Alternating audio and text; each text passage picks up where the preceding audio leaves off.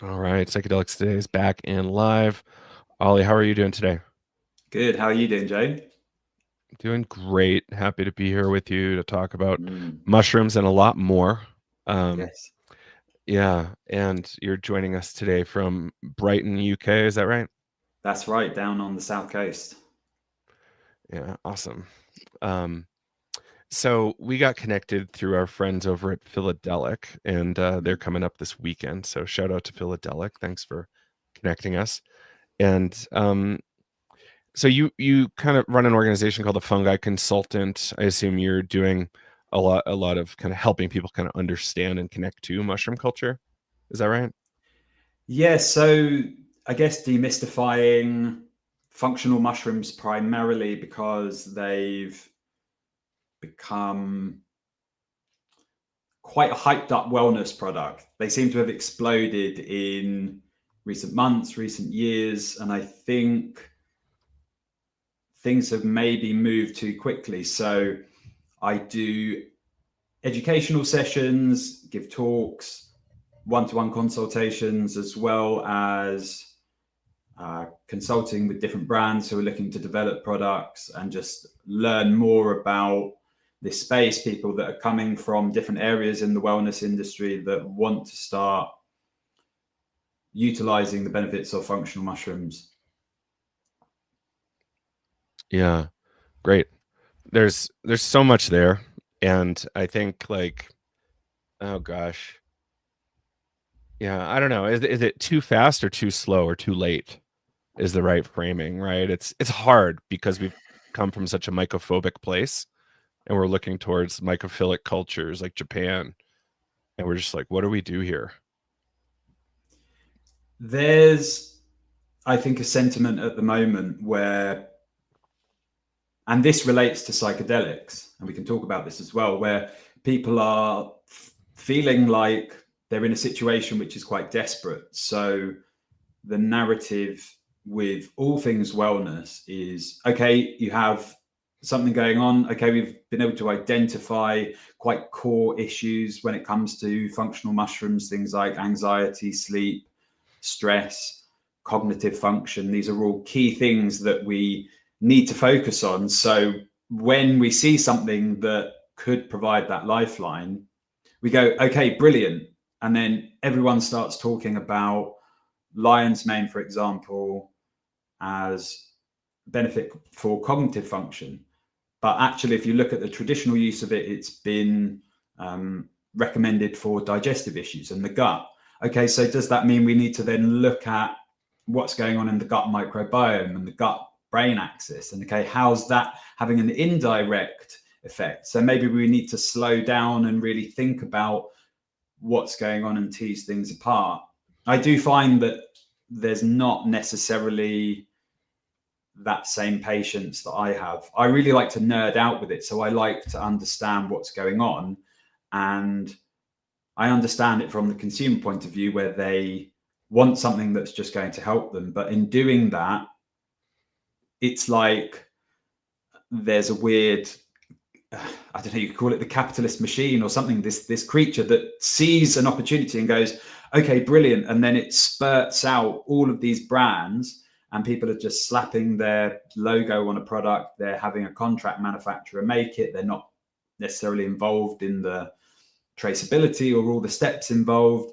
And then we just start to see an explosion like any other industry. So my concern is that it could end up collapsing.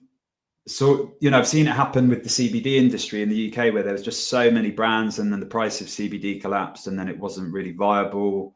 There was too much CBD being produced and people kind of lost faith in it because there's just, you try one thing and it's not good, you try another thing and it's not good. And after a while, you just go, okay, well, how do I actually know which product works for me?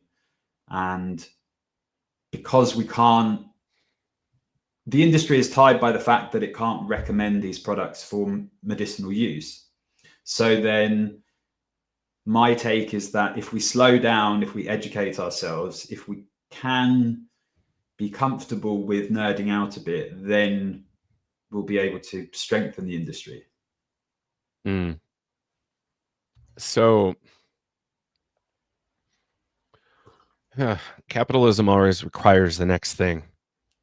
And it's, even if it's something that looks like resistance, like let's say Sex Pistols or something, or punk rock, how many months until you're in the shopping mall buying these things that were resistance? And it kind of feels like that with CBD and cannabis and now mushrooms.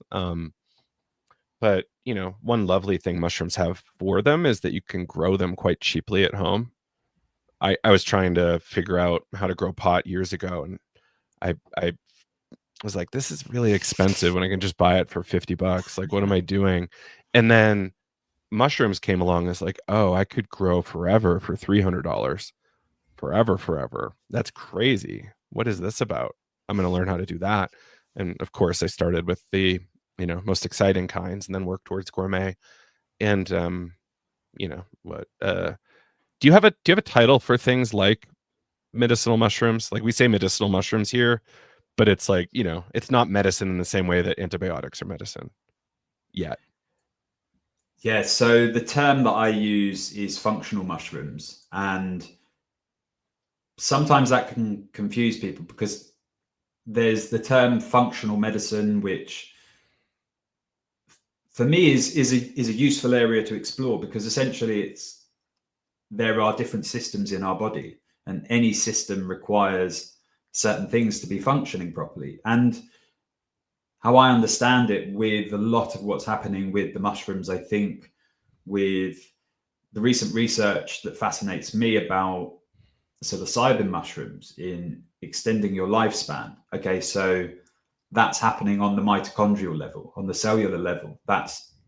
There's something going on where, and you see that widely with the different types of functional mushrooms, where it's really getting into the building blocks of these different systems in your body, where if we start to understand them, then we can really arm ourselves with a new way of preventing dysfunction. And the more I explore with all fungi, I kind of understand that disease presents itself in the body where there are cells which aren't functioning properly.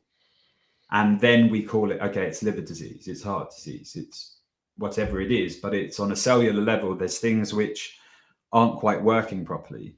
And so I do think, and I guess my entry point into the functional mushrooms has been the psychedelic mushrooms, has really been quite powerful experiences with them, where I have understood directly that they are here to sort stuff out on all these different levels. We see it on an industry level with food, agriculture, medicine, materials, on the spiritual level with the psychedelic mushrooms. And for me, the psychedelic mushrooms pointed me towards the wider functional kingdom, where they just said, look, if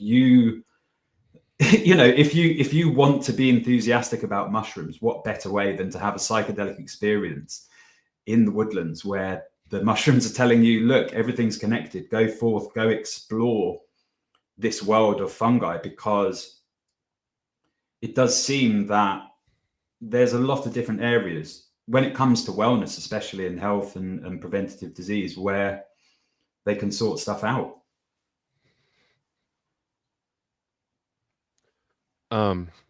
Yeah, it's a funny conundrum. We've kind of like walked our way into this kind of problem. It's like this idea that that new product is going to fix us. That new thing getting sold to us is going to be the thing that pushes me over to the edge. Sometimes it is for some people. And we have some contemporary pharma examples of that.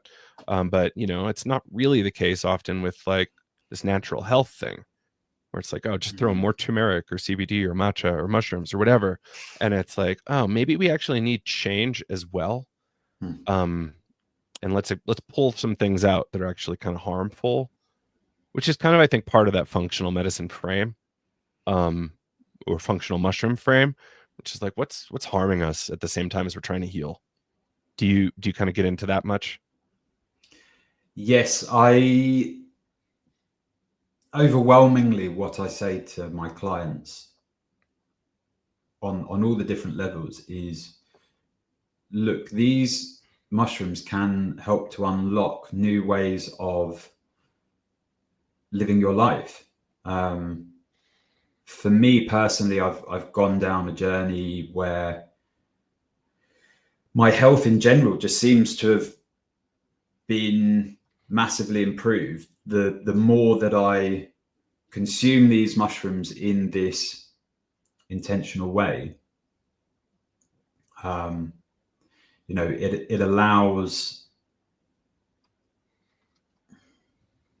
I think there's a lot going on with your gut bacteria. I'm sort of nerding out quite a lot about gut bacteria, and I just think mentally, physically, there's a lot going on, and mushrooms seem to be unlocking a lot of what's going on there. And when you're modulating your gut bacteria, especially with these fungal polysaccharides, you are digesting your food better. And not only that, when you're modulating your gut bacteria, you desire healthier food, and you get put off the food that is going to discourage that healthy microbial growth. So again, it's kind of coming back to just this fungal mindset. It's like, yeah, if we actually think like nature, if we think in these mycelial ways or fungal ways, then we can understand, okay, there's a balance to be had, and actually we can encourage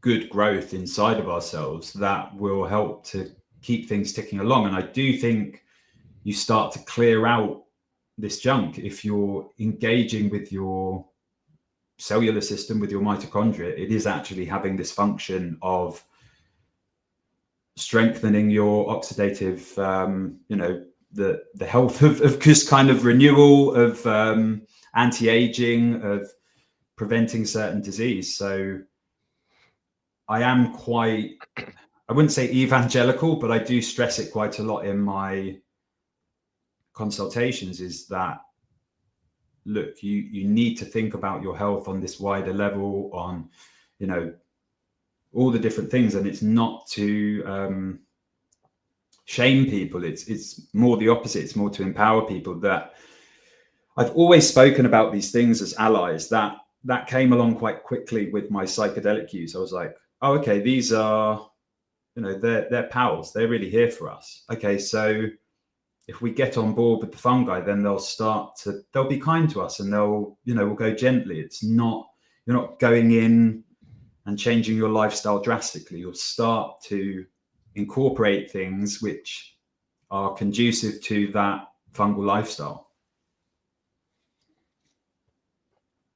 So how did mushrooms first enter your life in a meaningful way, and what was the turning point that made you want to kind of really dedicate yourself there? In a meaningful way, it was, I don't know if a stroke of luck or, my first year of university at Kent University in Canterbury. They were growing literally 10 minutes walk. The University of Kent is situated around a bit of farmland, and yeah, you just walk. And Canterbury in the 60s and 70s was quite a psychedelic place. It was the birth of the progressive rock. It was known as the Canterbury scene. University of Kent was quite a left-wing revolutionary university, and I do think probably, the fact that mushrooms seem to grow quite nicely around that area might have had something to do with it. And it just quick bit of trivia first. So yeah. I have Chaucer stuck in my head as like Canterbury Tales. Yeah. Kind of like a historical moment. Is Canterbury historically significant before rock scene kind of popped up, or geographically important to UK? Yeah, so it's the center of the Church of England, and it's Cool. been culturally significant for at least 1,000 years. It's got the oldest Christian church in the world, St. Martin's Church in Canterbury. And it has so many of these amazing, historically significant places. Caesar attempted to take it a couple of times, and it was really difficult. And then eventually it was Romanized, and so there's a lot of Roman history there. Canterbury Cathedral is, that's the home of the Church of England, where the Archbishop sits. So it is incredibly, it's a UNESCO World Heritage Site. So being there for university was quite amazing. And I still have connections there. Some of the friends that I have there are some of my dearest friends, some of the most amazing, wonderful people. And there's an energy there which is quite magical. There's the idea that the Canterbury Cathedral itself was built on a ley line. And you do feel this weird pull. There's right around the cathedral, there's a few different streets which just all seem to convalesce into this weird energy, and you feel yourself being drawn. And that was an interesting place to trip. The university as well, being right around farmland and woodland, it was just amazing. You really felt that natural kind of psychedelic connection. And then culturally, I think it just became that. And there's still certainly that scene to a certain extent. It has been made quite difficult. The Church of England had, the cathedral owns everything within the city walls, and they've made it quite difficult for the creative scene. There's been noise complaints against venues. They want to keep it like a touristy city, even though it's, it's kind of town size, but they call it a city. But there's still that heartbeat of the magical surroundings. There's a local festival called Smugglers Festival, which is quite small, about 2,000 people, but it's just an opportunity for all of these kind of psychedelic Canterbury and people from the local areas to come together. And I still visit, and I think having psychedelic experiences there, obviously that kind of has an imprint on your the connection to a place, right? Yeah, absolutely.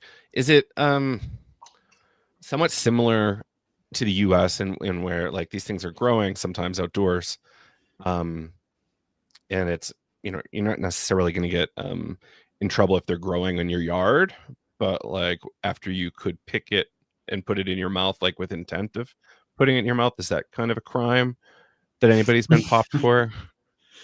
So you do occasionally get reports of, you have to be careful if you're out on someone's land and you're picking and you're quite visible.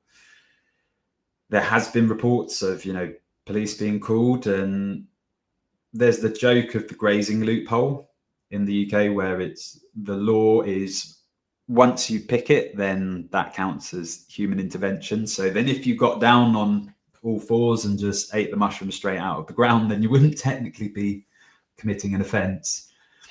And so, cultivation is a really interesting one. And I think you touched on this, where quite a revolutionary thing to do in this country is to cultivate. And if you have the space and you're able to do it, I think more people are starting to realize, okay, we can, it's actually less risky to grow in your bedroom rather than be out on someone's land picking and risk, the owner of the land calling the police or. Fascinating. So beyond helping clients kind of figure out how they want to include this stuff, or the most skillful way for them to include this stuff in their products, like what are you focused on right now? Is it ecology or policy or health generally? I'm focused on, I guess, health from a simultaneously individual perspective and then the collective perspective. I think that health stems from the community. And I think in just even basic senses, not necessarily talking about supplements or functional mushrooms, but just from the food that we eat. In the UK, generally, there's a lot of food poverty. And I think accessing good quality food is quite difficult. I think the UK gets a reputation for having bad cuisine. If you can afford it, you can eat amazing food in this country. And I mean British food, not just, you know, the different amazing culinary cuisines that we have here. So then from a community perspective, it could be that people aren't necessarily getting good health. They're not encouraged to get good health. They don't necessarily have access to education about cooking. They might not be culturally connected to any sense of cooking. So the food they might be eating might just be, you know, what we call ready-made meals in the UK, something that you just put in the oven. And there's difficulty there. If you try and encourage it, you're often seen as, because the class system is so entrenched in the UK, if you have to be quite sensitive when you engage in things like food education, because you can come of it from a place of privilege where you might have grown up with access to knowing how to cook, or come from a culture where these things are encouraged, where, you know, you might be a kid and included in the whole process of cooking. So then I think, okay, if we look at supplements, functional mushrooms, health, preventative health, that has a lot of barriers, even more so than food. You know, it's quite expensive buying functional mushroom supplements. So then you have to be quite sensitive when you're engaging in conversations about things like gut bacteria. For some people, that's so far off, but actually that could be a really good way to maybe, you know, foster good connections. You might look at, yeah, as I said, other societies where they're eating these types of food, which is just encouraging kind of togetherness, or societies where people are eating together more. And then we can look at the wider health stuff, I think.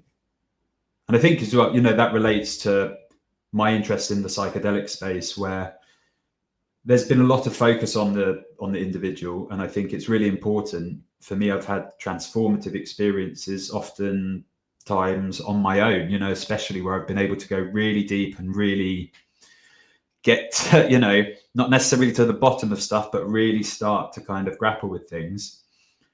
And then I think, okay, what's happening with the wider community? You know, what's happening with my family members who aren't engaging in these experiences? I come back to that place, and that, you know, that goes for even, God, things like fermented food. I've had conversations with family members and friends where if I mention sauerkraut, they kind of look at me weirdly. So there's these barriers where it's like, hey, if we were all eating sauerkraut and taking a microdose occasionally, or a macrodose once or twice a year, we might be more connected. And then looking at, and I don't want to romanticize, right? I think that happens a lot when it comes to other cultures, that like, okay, we romanticize psychedelic use and say, oh, these tribal cultures are all connected. And that's not necessarily always the case, but I think it could maybe foster a bit more connectivity in, you know, places where we're so disconnected. I think back to how obnoxious I must have been when I was pushing a lot of this stuff in my earlier days, and, you know, just the total kind of ignorance, or how I sounded, and kind of like informational privilege I was kind of operating with, and you know, sometimes also economic privilege is just wild. So I'm glad to hear you're kind of taking systems aware approach here. I think that's one of the few ways we can really make a big dent, is being systems aware. Yeah, absolutely. I've been recently collaborating with someone called Jess Jorgensen, who runs an organization called Sporesight, and it's related to the field of futures thinking, of foresight, and it really does go into this whole idea of, okay, how can we utilize this mycelial thinking? Another organization I've been collaborating with is the Mycelium Hub. They're based out in Sweden, and they run events. Again, it's based around this idea of mycelial thinking, natural law. Okay, how do we utilize systems which might be able to provide more meaning, create scenarios where it's win-win, where it's not necessarily competitive, where I think people might be feeling exhausted from working in jobs where they have to compete all the time, where they might be working 70-hour weeks, where, okay, they're earning lots of money, but after a while they just kind of think, okay, what am I really doing it for?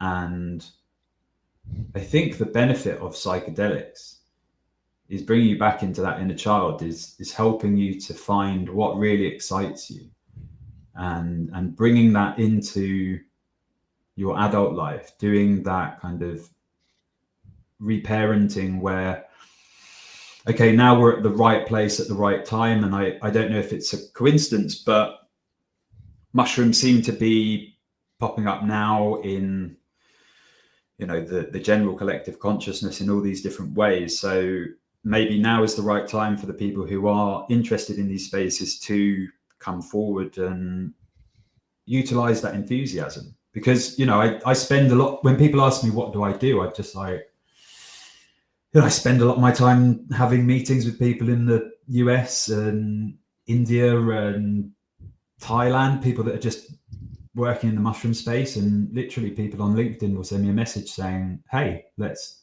chat about mushrooms. I go, brilliant, let's do it. And it's great. And, you know, I try and, you know, make it work with teaching and consulting, but generally it is that childlike enthusiasm. And, you know, if you see me in the woodlands where, you know, if it's been raining at the right time of the season, I'll just think back to kind of being a child in the forest, okay, and just feeling the fun of finding a mushroom that looks really interesting and taking a photo of it, or, you know. Yeah. How do you describe this kind of inherent sharing kind of thing in essence in the mushroom community? Because I find it just so alien to how we kind of want to operate most of the time in our culture. But everybody wants to teach everybody how to grow, or everybody wants to talk about identification or whatever it is. And it's just infectious. But is it that childlike thing that we just want to share how wonderful this is? Yes, I think so. And I do also think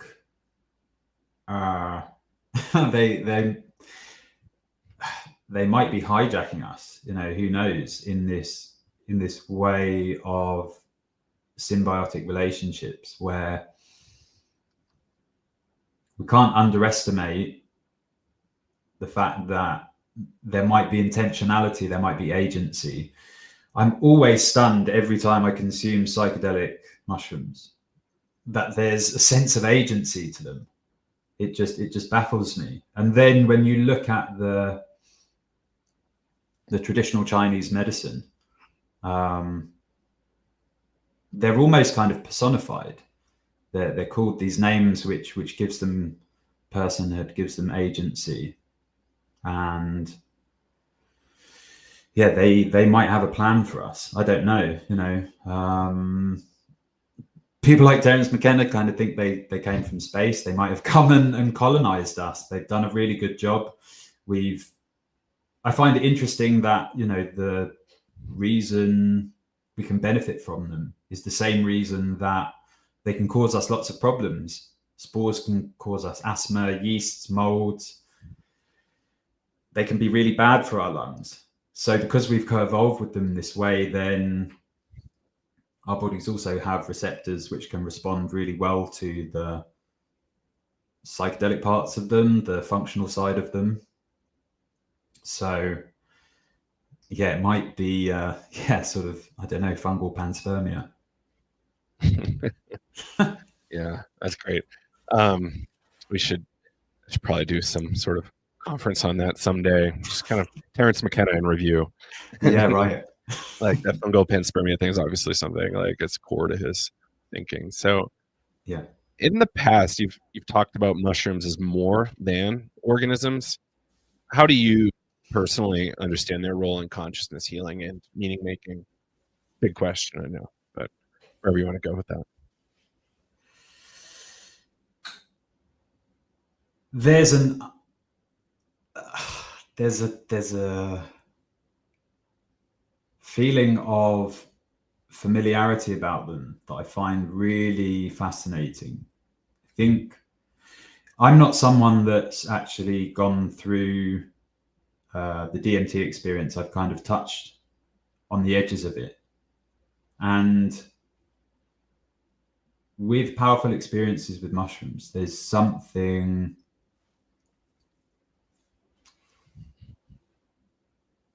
where it just feels, I've had experiences where I've had this direct communication, which feels like they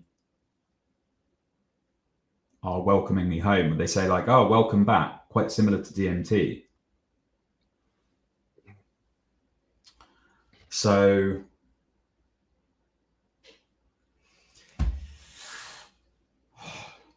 yeah, it could be that, I don't know. It feels like they know about us. It doesn't. I think back to Kalindi E, who was a proponent of the 20 plus dried gram experience. And I had the opportunity to spend a bit of time with him, talking to him. And I've never got close, never, that level is, I think, from speaking to Kalindi, it's a whole different kind of level. And not in any, as he said, kind of pissing contest where it's just recognizing that if you're putting more fuel in the rocket, then you're going to go further into space. And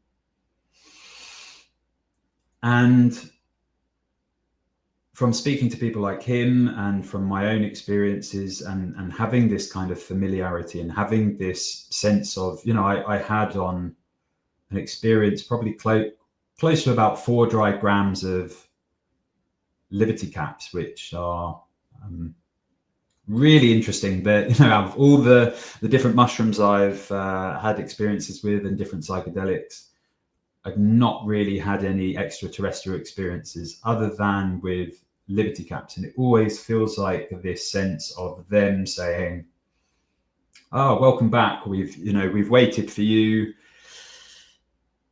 So then there's a feeling, and my response to that is this profound sense of, okay, right, this isn't just my imagination. This is something happening. This is something going on. This is some core thing that they are here to I don't want to use the word progress. That can be a dangerous kind of path to go down, talking about progressing, and that kind of means that there's a place that we're meant to get to. But I think what they can do, and I think they are, it does seem they are integral to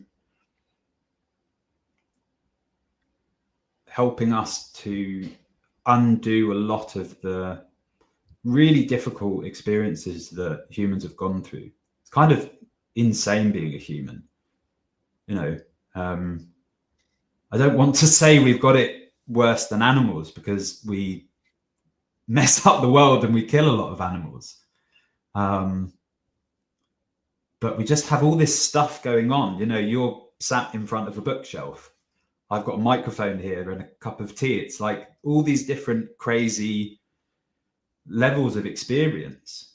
And so I think it can be,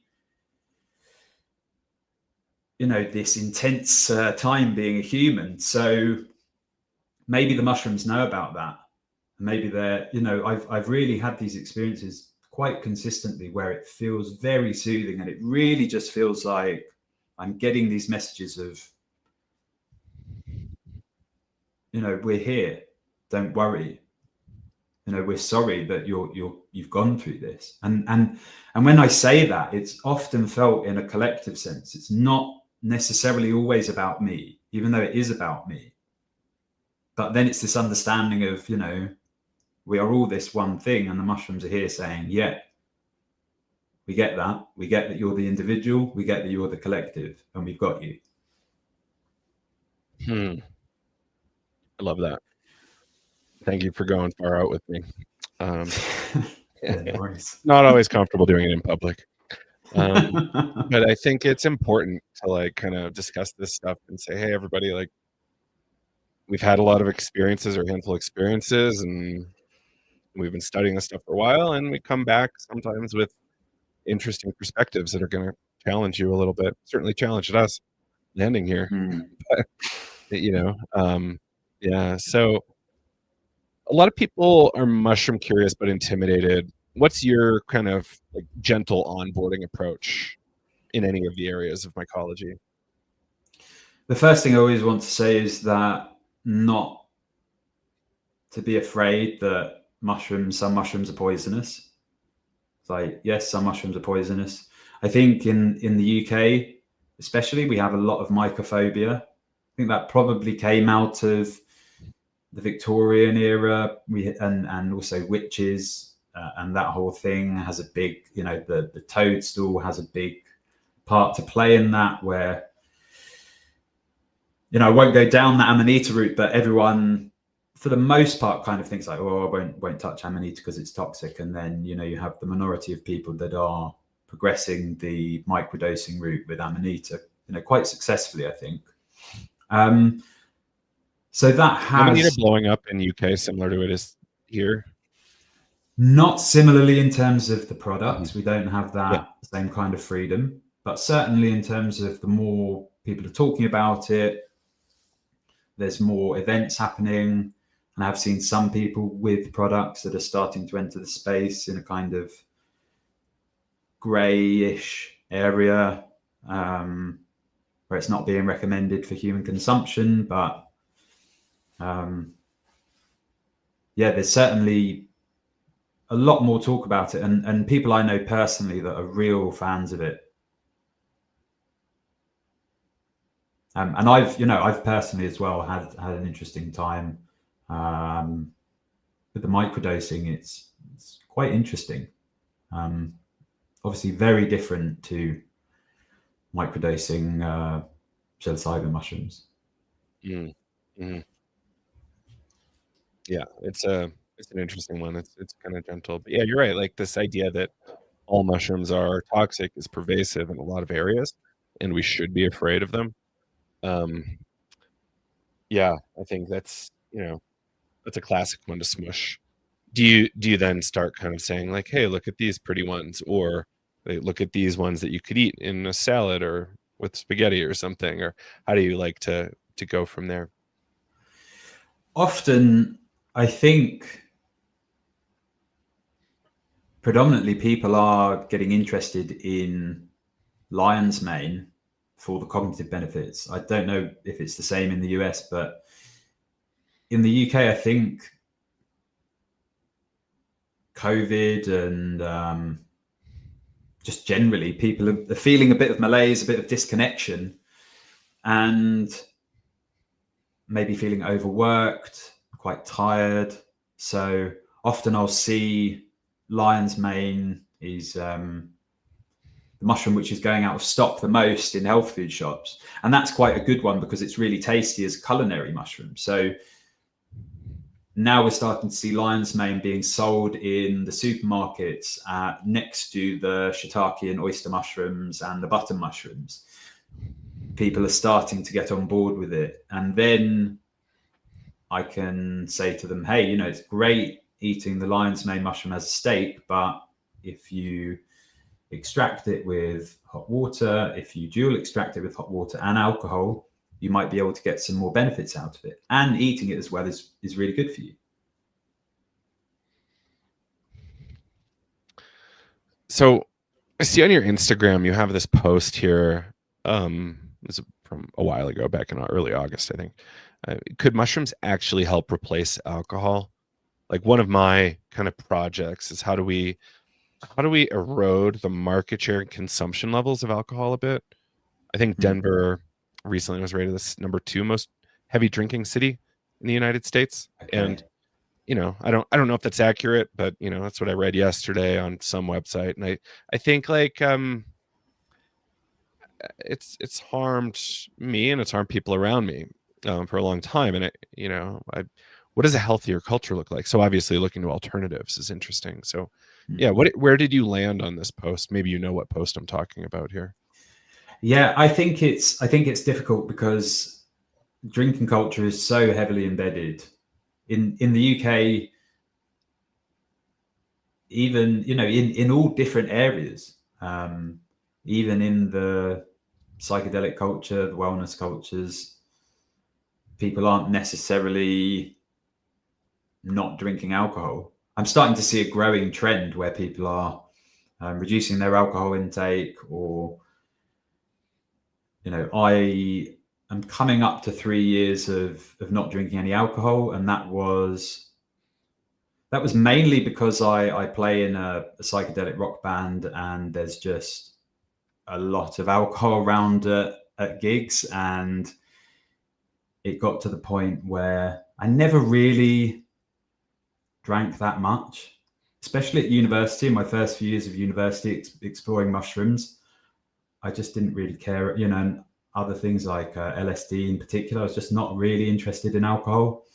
And then in my mid-20s, lived in Australia for a year, and accessing psychedelics in general.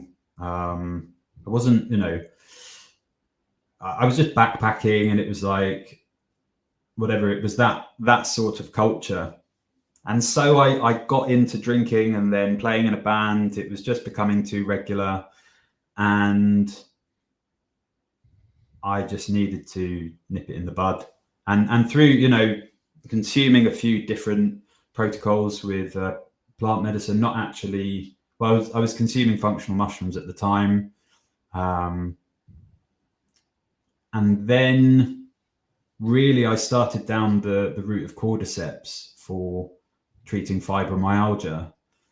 And when I started to increase the doses, because I was dealing with a lot of fatigue, and cordyceps is amazing for managing fatigue, but I was finding that I needed to use quite high doses. But in using those high doses, my mood was just being really elevated.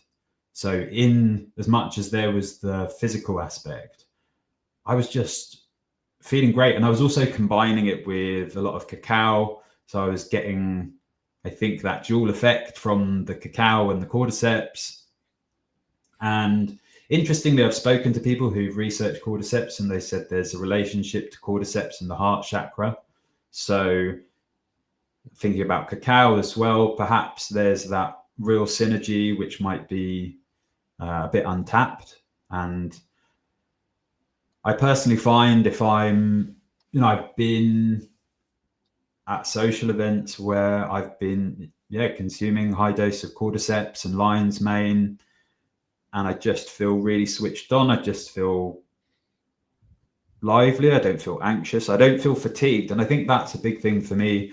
What I found as well with other people with long-term health conditions, they can find it hard in social situations, mainly because it's like, okay, there might not be somewhere for them to sit. All right, if they do go and sit, okay, well, they're not involved in the situation. So then they're standing up, and then they might feel a bit tired. So I think that's why microdosing is quite good in these situations. And then as well with the functional mushrooms, I find if I'm consuming, as I said, high doses of lion's mane, cordyceps with something like cacao, I'm generally feeling pretty good. I'm not getting those dips in my mood or my energy. And especially for social anxiety, I just think it's great. I think cordyceps is a really undertapped one. It's good for, it's traditionally recommended for libido. Okay, so I think what that means is it's like it makes you feel more comfortable in yourself and more confident in yourself and able to engage more, and you're naturally more engaging. You might just be carrying yourself differently. Your body language might be a bit different. So I think these mushrooms are really untapped. I do think we need to use quite high doses. I do think there's a lot of, I don't know about a lot, but there's some interesting work being done, especially in the US. There's a brand called Fungatarian. They're doing interesting work with looking at bioavailability and looking at, okay, can we use things like liposomal encapsulation to help the body to recognize the compounds within the mushrooms better. And, you know, there's a lot of opinion that's divided. People saying, look, you just need to consume these mushrooms in a more traditional way. But I think the more work that's being done with them will start to be able to really utilize the benefits. And then we'll start to see, okay, actually, I'm really noticing the effects of certain products and the changes in my mood, changes in my energy. And I think as people start to move away from alcohol more towards psychedelics, other supplements, I think things like maca, it's absolutely amazing. It's not spoken about enough. It's one of my favorite supplements. So I think, yeah, these kinds of things can help replace alcohol, because people are starting to realize, you know what, actually, the more we start to engage with the world, the more we start to pursue things which really interest us, we realize that actually alcohol is, really does hinder things. I don't know how people do it. Like, I don't know if I had a thing where I don't process alcohol properly, but I would start to feel hungover before the night was over. So then I would just be like, it's just not, I would try and do it, try and keep up, but I would never get to the point of being drunk. I would just be consistently, when I lived in Australia, I think for kind of 3 months, more or less every night, I was having a couple of beers, smoking a joint after work. I would never get drunk because I would just not, if I got to that point, it would just be awful. And when I was younger, every time when I got drunk, it was just always just, awful experience. Well, thanks for all that. I really hope we can flesh that out a little better, and hopefully save people money both on the front end and the back end from alcohol. Yeah, and also I please, just to add to that is like, okay, if there are psychedelic events, I was at a psychedelic event where someone from the US said, wow, I didn't realize British psychedelic people like alcohol so much. And I just said, look, British people in general really like alcohol. And I think there is something to be said for that. It's like, okay, if we are engaging in events where there might be sensitivities there, where people might have had addictions, we need to be quite careful about, okay, after parties where there is lots of booze going around, or just events in general where there's like booze in sight, where people are being quite conscious now and they're utilizing psychedelics to overcome difficult experiences with things like alcohol. Right. I was at I don't even know if you can call it an after event. I guess it was, but yeah, a bunch of us went to a pub and the amount of drinking was staggering. I was like, wow, amazing. And I think I used to drink a ton, right? Like I used to have not a great relationship to it.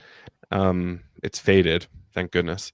Never really needed treatment other than, maybe the accidental overdose on mushrooms once in a while. But I think you're right. Like, being aware of who's at these conferences and being kind of substance aware is really helpful. Like, do you have good alternatives? Do you maybe keep the alcohol off to the side so people don't necessarily see it as much? Or, what is the way to be, to do hospitality in a way that that feels good to you at the end of the day, and help somebody not drink if they didn't want to drink. Yeah, I think we're starting to see more in these areas where it's really great to see festivals in the UK that are alcohol free. I think there is the slight caveat there is like, from a musician's perspective, the music festivals kind of have to sell alcohol, because if they don't, then the industry is so tight. The festival industry in general is so tight that if you don't sell alcohol, your festival might collapse, because actually ticket sales aren't enough to help it survive. So there is some sense of allowances there to not sell alcohol at some of these more smaller psychedelic focused, wellness focused events in places like the UK.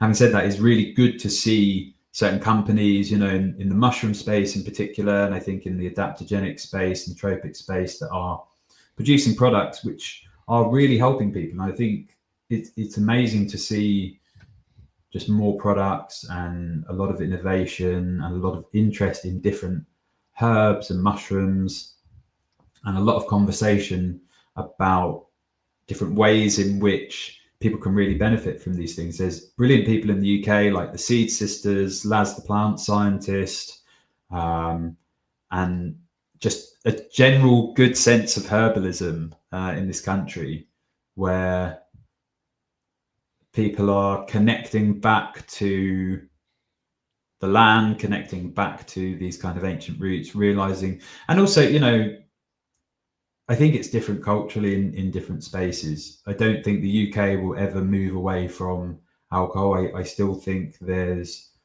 a lot of that embedded even in the kind of psychedelic, pagan, hippie, folk culture, that will never go away. But I think people will start to utilize alcohol and other things in a more conscious way.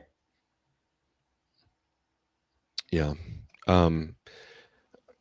Agreed. I just, in its right measure, is where I hope it heads.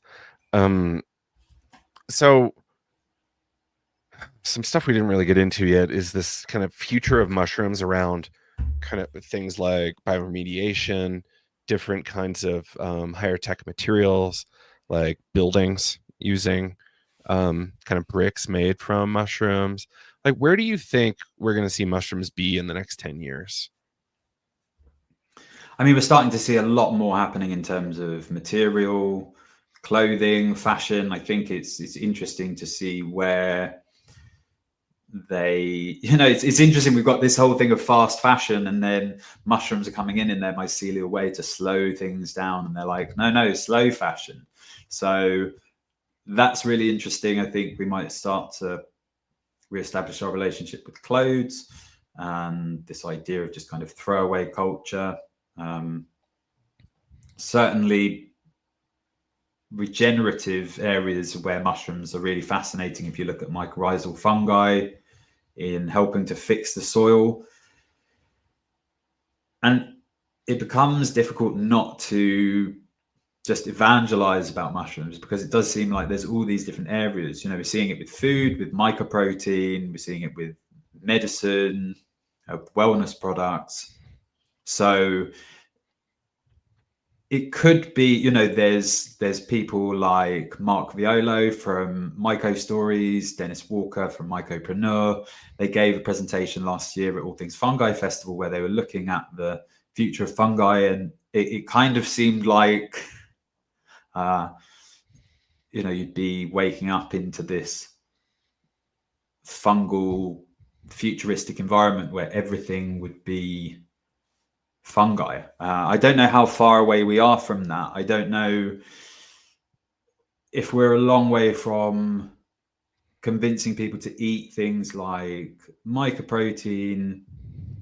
If the building material, I think it's interesting. It's like, okay, we can build things from mushrooms. Will it keep up with the needs of society? Is it something which is coming in at the right time? to actually help steer us in the right direction. You know, I've seen positive things if we look at like hemp, that can have uses, but then does it actually stand up to kind of this increasingly demanding society that we're in? So I think we need to have balance. But yeah, there's a lot of interesting innovations happening with, I think I saw someone creating a mushroom canoe. So you know, there's like different ways in which you can use it for building material for all different kinds of things. I think going back to my thoughts about psychedelic mushrooms, it does kind of seem like they are here at the right time to kind of clean things up and perhaps get us back to a state of balance. So if we think more in terms of, you know, perhaps can we try and apply every situation, as radical as that might be, can we try and apply it with a mycological lens? If we look at what's going on, can we think, okay, what would a mushroom do? How would a mushroom think in this situation? That might require some shifting. I don't think in a sort of, you know, like paradigm shift. I just think possibly in a more, maybe in a more metaphysical way, in an animistic sense. Okay, let's step away from this human way of doing things, not in a radical sense of like humans are bad, humans parasites. I just think, okay, we are one of many creatures. We are the dominant ones, but can we just kind of step our, you know, take our foot off the gas for a little bit? Because it's quite clear things are out of balance and people aren't necessarily having a great time. I mean, I'm sure people with lots and lots of money are, I don't know, I don't even know if they're having a good time. I think they're just addicted to making lots of money. I think, you know, it's like, don't get me wrong, I have amazing relationships with people and wonderful unitive experiences. I think people at the moment in general find the world quite difficult. And I think we're looking for different ways to make things a bit easier for everyone and all beings on this planet, where can we just come together in a sense and, again, this, you know, slow down. There's a saying, I think, from Bio Akumalafe. He says something like, the times are urgent, we must slow down. So it's like, okay, can we utilize this mycelial thinking? It is quite slow. You know, whenever anyone speaks to me about cultivation and, you know, working with people like Darren LeBaron, you know, he always says this, whenever anyone asks him, you know, how long will it take for the mycelium to colonize? It's just like, well, it'll take as long as it takes. And actually, when you get into that mindset, then it becomes, you do start to shift. You do think, okay, what are the ways in which we can, I guess, myceliate our thoughts? And maybe that is all happening. Maybe it is, okay, if you're consuming a lot of psychedelic mushrooms or functional mushrooms, and there is things happening with your gut bacteria and your DNA and your neuroplasticity, then that's going to have a big effect on the way in which you engage with the world and what you think might be possible. So I do think it's fascinating just to see. I think there's a lot of money going into, you know, from quite big players going into this space, and people have really tracked this area to see where the different innovation is. And you know, I'm surprised that people are able to just kind of track it so well. You know, people like Myco stories. You know, when I look on LinkedIn, it's just like there's always something going on. So I think it's quite exciting, and I think it is helping us to potentially reimagine things. Mm-hmm. Yeah. And then Darren LeBaron line. I'm just thinking about growing bags out, and losing my mind. I'm like 6 weeks in and I don't see anything, and then it works out fine. Sometimes. Other times it's a little ugly.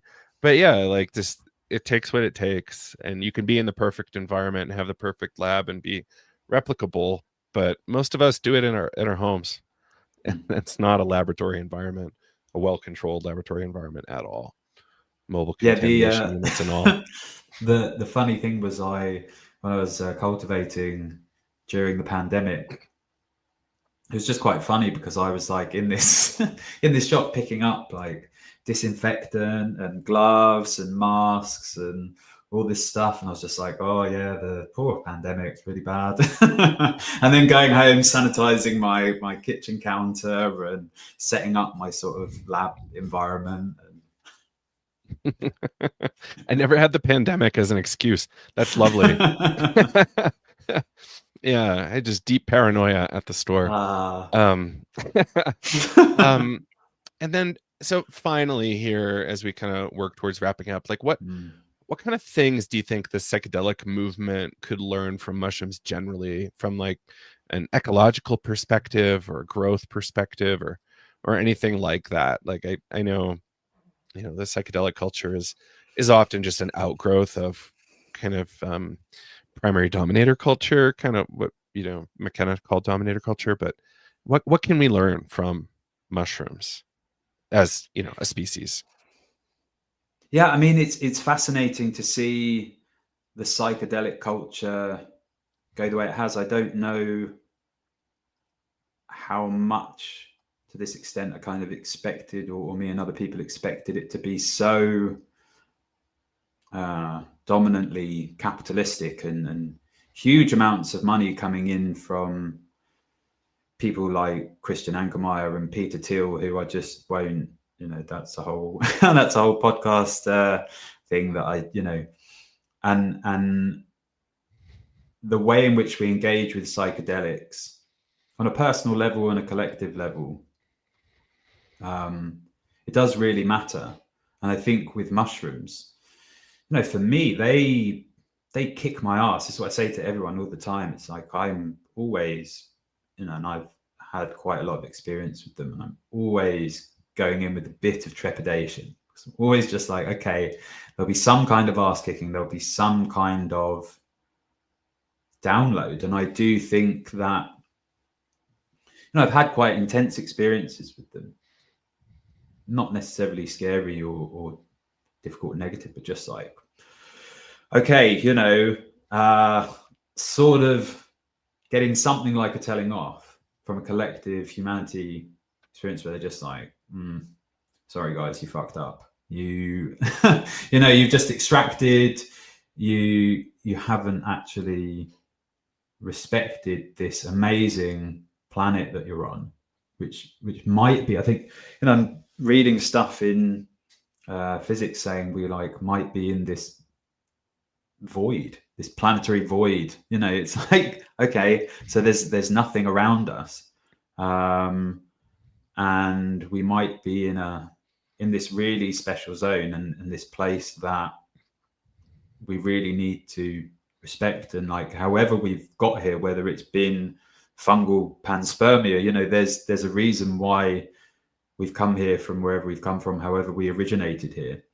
So I think the mushrooms, in getting everything going, in being these primary decomposers, as Darren LeBaron says, getting the party started, they come along where there's just not things happening, and they start to break things down, and life comes along, and they do so much. And without them, I don't want to overplay kind of like the grand mycelial network, but it does seem there's a lot of these certainly localized areas in large parts of forest where there's these huge networks that are having these symbiotic relationships with trees. And there is parasitic stuff happening. We can learn from that as well. We can understand, okay, where we might be parasitic and where to kind of check that and guard against that,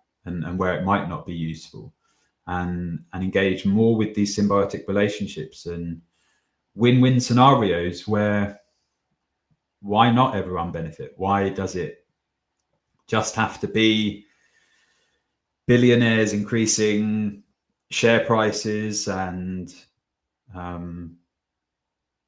people just kind of feeling like, okay, maybe I can't access that type of healing that I might desperately need. How do I do that? Okay. And that might create more difficulty. So then with the, I guess, getting back to these ideas of kind of natural law, okay, how do we work with situations what we've got to create situations where in general kind of everyone can benefit in situations where possible. It's like, I'm not an idealist. I don't think, I try and not think in these utopian terms, I said, in terms of progression, but it's actually, okay, what have we got now? What can we learn from different ways of utilizing resources more efficiently and creating systems where people can benefit economically from growing mushrooms or creating mushroom products. And so I think mushrooms do open up a lot of different possibilities. Wholeheartedly agree. They do. Yeah. Americans that want to learn more. There's a really cool organization called Bioneers here in the US that's doing some really cool stuff around this. Bioneers. What else is interesting? Oh, there's just so many interesting people doing interesting stuff around mushrooms. So just learn what you can. If you want to grow. If you want to have some really amazing innovation, go for it. It'd be really fun to have it. Yeah. So, Ollie, thank you so much for being on the show. Where can people find your work online? Thank you, Joe. You can find me at thefungiconsultant.com. Email me at ollie@thefungiconsultant. Check me out on LinkedIn and Instagram as well at thefungiconsultant and at Oli Genn-Bash. Right on. Ollie, thank you so much and hope to do it again in the future. Thank you so much, Joe. Appreciate it. Absolutely.